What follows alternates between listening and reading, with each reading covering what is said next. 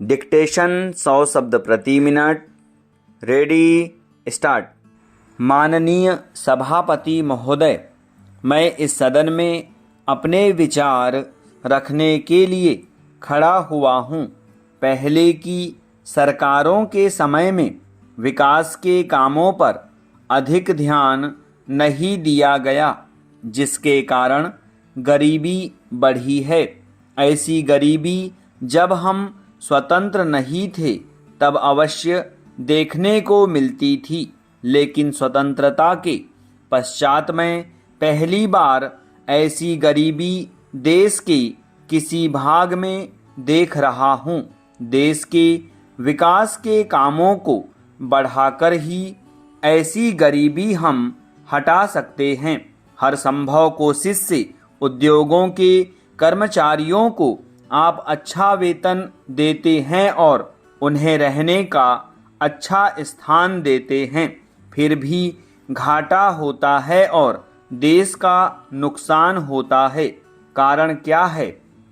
कारण यह है कि आपकी औद्योगिक नीति गलत है और जो रुपया आपके पास है उसको भी आवश्यक काम के लिए खर्च नहीं कर रहे हैं। एक तरफ बेकारों के लिए 500 करोड़ रुपया आप रख रहे हैं और दूसरी तरफ राजस्थान नहर को पूरा करने के लिए आप कहते हैं कि हमारे पास पैसा नहीं है। एक ओर महाराष्ट्र के अंदर आप नई चीनी मिलें खोल रहे हैं और दूसरी ओर उत्तर प्रदेश और बिहार के अंदर कारखाने बंद हो रहे हैं या जो उनकी क्षमता है उस पर पूरे तौर पर काम नहीं कर रहे हैं।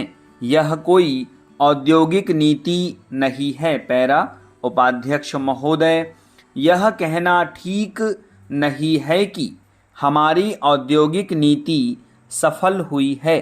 मंत्री महोदय कहते हैं कि वे सिंचाई के लिए एक सिंचाई आयोग बनाएंगे।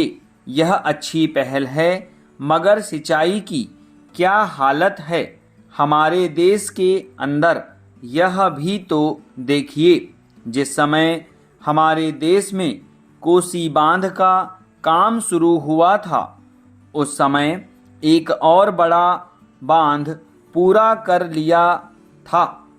वहाँ उससे सिंचाई हो रही है और हमारे यहाँ इसका काम आधा भी नहीं हुआ है। राजस्थान नहर को शुरू हुए कितने वर्ष हो गए हैं, परंतु अभी भी वह बनी नहीं। हमारे यहाँ कोई ठीक तौर तरीका नहीं है।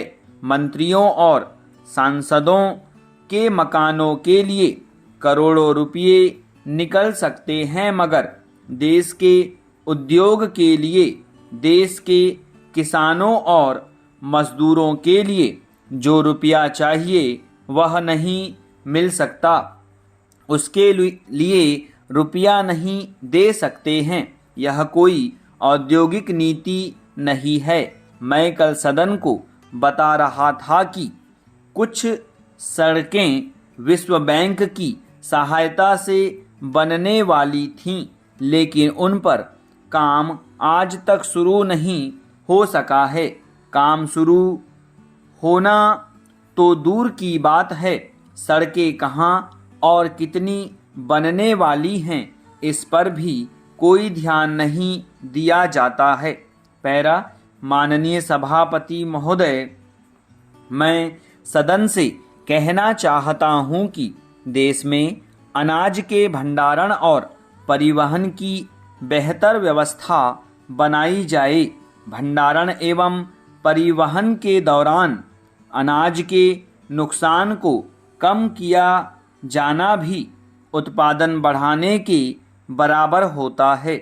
मुझे बहुत दुख होता है जब अचानक बारिश के कारण बड़ी मात्रा में अनाज खराब हो जाता है।